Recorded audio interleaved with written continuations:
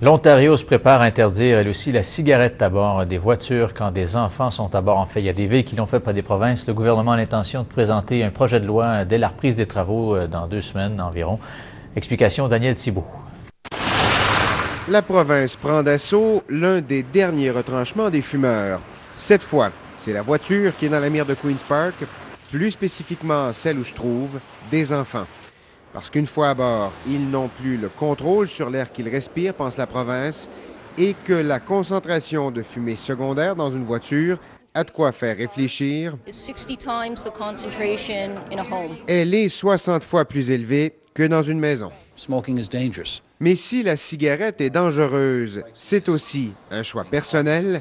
C'est pour cela que Dalton McGuinty a hésité longtemps avant d'accepter d'étendre sa loi contre le tabagisme à l'habitacle des automobiles. Il faut toujours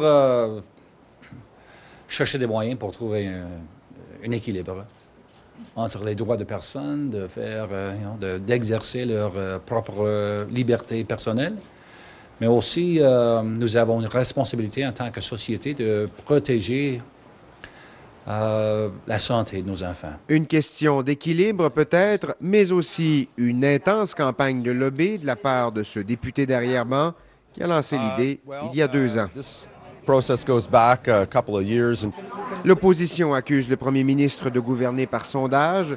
C'est peut-être la bonne chose à faire, lance Michael Proulx. Mais c'est aussi l'option la plus populaire, dit-il, et le gouvernement en est très conscient. La résidence devient donc l'un des derniers bastions des fumeurs. Si le premier ministre offre ses conseils, il n'a cependant pas l'intention pour l'instant d'y intervenir. Nous allons continuer à envoyer le message à nos parents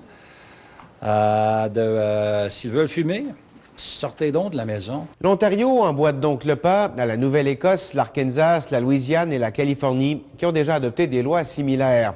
Les contrevenants ici pourraient s'exposer à des amendes allant jusqu'à 200 $. Daniel Thibault, Radio-Canada, Toronto. Le premier journal d'expression française de ce qui est aujourd'hui l'Alberta s'appelait l'Ouest canadien. Il a été créé en 1898 par Frédéric Edmond Villeneuve, un avocat originaire de Montréal, et la Société de colonisation d'Edmonton.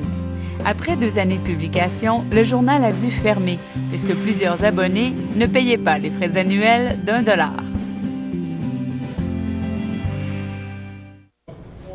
Un nouveau jeu vidéo sur l'intimidation à l'école fait déjà beaucoup jaser parce que le jeu, Bully, glorifie le taxage et tout comportement qui y ressemble. Les enseignants canadiens et du Royaume-Uni demandent aux parents de carrément le boycotter. Jacques Dufresne. I'm just trying to fit in. Le comportement de Jimmy Hopkins, une forte tête de l'école virtuelle, n'est pas un exemple à suivre. Pour cette raison, les enseignants du Canada veulent nuire aux ventes du jeu avec une campagne de sensibilisation. Qui va appeler les parents, tous les parents, à boycotter ce vidéo et à ne pas l'acheter ni l'utiliser. Selon les enseignants, ce jeu vidéo destiné aux jeunes de 13 ans et plus va à l'encontre des efforts pour contrer l'intimidation.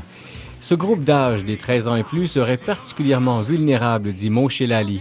C'est à partir de cette tranche d'âge-là où on voit probablement la violence qui s'accentue et peut-être même la plus brutale. Et parfois, vous savez, il y a même des effets dramatiques. Toutefois, selon le professeur Michael Oshman de l'Université McGill, un boycott du jeu vidéo risque de ne pas donner grand-chose. L'intimidation est davantage un problème de société qu'un effet des jeux vidéo.